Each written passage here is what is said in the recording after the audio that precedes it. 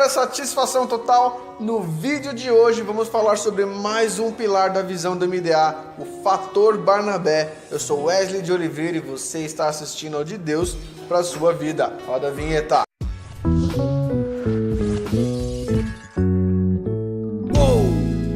Bom, então vamos para o que a palavra do Senhor fala lá em João 17, verso 12. Veja bem: enquanto estava com eles, eu os protegi, eu os guardei no nome que me deste. Nenhum deles se perdeu, a não ser aquele que estava predestinado à perdição, para que se cumprisse a Escritura. Bom, então a gente viu aí a palavra do Senhor, onde Jesus está falando que enquanto eu estive com eles, eu os guardei e eu os protegi. Vamos à palavra do Senhor agora também, lá em Atos 4, verso 36. Veja bem: José, um levita de Chipre, a quem os apóstolos deram o nome de Barnabé, que significa encorajador. Então a gente vê o quê? Que existia um homem ali chamado José, certo? E os apóstolos decidiram dar um apelido para ele. Eles viram que ele cuidava diferente das novas almas, dos novos convertidos. Eles viram que ele tinha um carinho diferente das outras pessoas e pensaram: esse José, nós temos que diferenciar ele dos outros Josés. Então vamos chamá-lo do quê? De Barnabé. Por que Barnabé? Vamos dividir essa palavra em duas, onde temos a palavra bar e podemos traduzir como filho, e nabé como encorajador, como consolador, facilitador, discipulador, ou Espírito Santo. Barnabé então significava filho do Espírito Santo. Eles viram que Barnabé tinha essa atitude de encorajar, de cuidar, de amar os novos convertidos. Bom, agora vamos lá para Atos 9, verso 26. Quando chegou a Jerusalém, tentou reunir-se aos discípulos, mas todos estavam com medo dele, não acreditando que realmente fosse um discípulo. Então a gente vê aí o que aconteceu, né? Saulo tentou se achegar aos discípulos, tentou se sentir ali um peixe dentro do aquário, dentro do seu novo universo, já havia aceitado o Senhor Jesus como Senhor e Salvador, já havia se encontrado com Jesus ali em Damasco, porém quando ele tentou se juntar aos discípulos, eles ficaram com medo dele. E quantas vezes isso não acontece nos ministérios? A pessoa chega de fora, de repente aí um recém-convertido, e as pessoas ficam com medo pelo passado dele. Da mesma forma que ficaram com medo ali do Saulo, acharam que ele não era realmente convertido. Mas aconteceu duas coisinhas, duas palavras no verso seguinte que mudaram a vida dele. Veja bem o que aconteceu no verso 27. Então Barnabé. Essas duas palavras mudaram a vida de Paulo. Então Barnabé, veja bem, Atos 9, verso 27. Então Barnabé o levou aos apóstolos e lhe contou como no caminho Saulo vira o Senhor e que lhe falou em Damasco, e ele havia pregado corajosamente em nome de Jesus. Então a gente viu que aconteceu que Barnabé ali viu que os discípulos estavam com medo dele e falou: não, peraí, você é o intermediário disso aqui então. Veja bem, gente, isso aqui é Saulo, ele já se encontrou com o Senhor Jesus e inclusive já até pregou o evangelho. E o que aconteceu nesse momento? Eles simplesmente olharam e falaram: opa, peraí, quem está falando é quem? É o Filho do Espírito. É aquele a quem a gente deu o apelido de Filho do Espírito. Então se ele está falando isso, realmente é verdade. E no verso 28 a gente vê o que aconteceu, né? Saulo ele começou a se sentir parte do rebanho. Porque veja bem, no verso 28 fala assim: assim Saulo ficou com eles e andava com liberdade em Jerusalém, pregando corajosamente no nome do Senhor. Bom, a gente vê então que ali depois desse momento, Saulo começou a pregar o evangelho corajosamente. Só que tem um probleminha com o novo convertido, que às vezes ele chega ali muito eufórico, ele quer fazer muitas coisas. Alguns novos convertidos obrigam as pessoas a seguir a Jesus e etc e tal.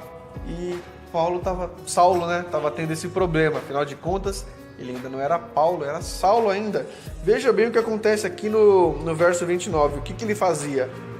falava e discutia com os judeus de fala grega, mas estes tentavam matá-lo. A gente vê o que então? Saulo ali estava discutindo com os judeus. E os judeus estavam tentando matar ele, porque falou, pô, esse cara tá enchendo o saco. Mas a gente vê o que aconteceu no verso 30, né? Ao invés dos discípulos cuidarem dele, aplicarem ali na vida dele ali o purê de batatas, né? E cuidar da vida dele. Olha só, Saulo, não é bem assim. Você tem que ir com mais calma, né? Você não pode ser tão agressivo nessas pregações. Tem que ir com mais calma, querido. Calma aí. Não. Veja bem o que os discípulos fizeram. Verso 30. Sabendo disso, os irmãos o levaram para Cesareia e enviaram ele para Tarso. Ao invés deles cuidarem da ovelha nova, ensinarem ele para ele com mais calma, não. Vamos enviar ele para Tarso. Ele está dando trabalho aqui para a gente. Vamos mandar ele lá para Tarso. Bom, então muita coisa aconteceu depois disso aí. E aí agora a gente vai para Atos 11. Veja bem, o verso 19. Os que tinham sido dispersos por causa da perseguição desencadeada com a morte de Estevão chegaram até a Fenícia de Chipre e Antioquia, anunciando a mensagens apenas aos judeus. E aí nos versos à frente vão falando que depois eles começam a pregar também ousadamente aos gregos. E no verso 21 fala que a mão do Senhor estava sobre a vida deles. E aí no verso 22, notícias desse fato chegaram aos ouvidos da igreja em Jerusalém. E eles enviaram a Barnabé a Antioquia, né? As notícias de tudo que estava acontecendo ali chegaram até a igreja lá na matriz, a igreja de Jerusalém. E eles olharam e falaram, ô Barnabé, vai lá dar uma olhada lá na igreja lá, cuida lá, dá uma força pro pessoal lá, vê lá o que está acontecendo lá. E aí mais à frente a gente vê o que, ó? No verso 23, este ali chegando e vendo a graça de Deus, ficou alegre e os animou a permanecerem fiéis ao Senhor e de todo o coração. Verso 24, ele era um homem bom, cheio do Espírito Santo e de fé, e muitas pessoas foram acrescentadas ao Senhor. Então ele chegou ali, ficou feliz, se alegrou, viu a graça e a mão do Senhor sobre a vida daqueles discípulos, fez o quê? Os encorajou, afinal de contas ele era o Barnabé, né, o filho do Espírito Santo. Então eles o encorajou, ajudou eles, animou, e junto com eles a palavra fala que eles ganharam muito mais vidas ainda para o Senhor. E aí acontece um fato meio que inesperado de Barnabé. Eles estavam ali, a mão do Senhor também estava ali, eles estavam ganhando muitas vidas para o Senhor, não é verdade? Mas aí o verso seguinte, verso 25, diz assim: então Barnabé foi a Tarso para procurar Saulo. Estava ali ganhando muitas vidas. Falou, mas espera aí, meu discípulo não está aqui. Eu vou atrás dele. Mandaram ele lá para Tarso, né? Vou atrás dele. Galera, cuida aí das vidas que a gente já ganhou, cuida da igreja aqui. Eu vou lá buscar meu discípulo. E no verso 26, e quando o encontrou, levou para Antioquia. Assim, durante um ano inteiro, Barnabé e Saulo se reuniram como igreja e ensinaram a muitos na Antioquia. E os discípulos foram pela primeira vez chamados cristãos. Bom, a gente vê o que então, né? Barnabé, filho do Espírito Santo, a todo momento ele cuidou de Saulo. Ele não abandonou nenhum discípulo. Em todos os momentos ele estava ali cuidando, né? Todas as vidas que ele ganhou, ele cuidou. Né? Que nós sejamos assim um Barnabé, né? Filho do Espírito Santo, aquele que encoraja, aquele que consola, aquele que facilita, né? O facilitador. De repente a pessoa está ali com dificuldade para se entrosar com o grupo e o Barnabé serviu para isso, para entrosar. Ele serviu ali de intermediador, né? Como o Espírito Santo, Filho do Espírito Santo.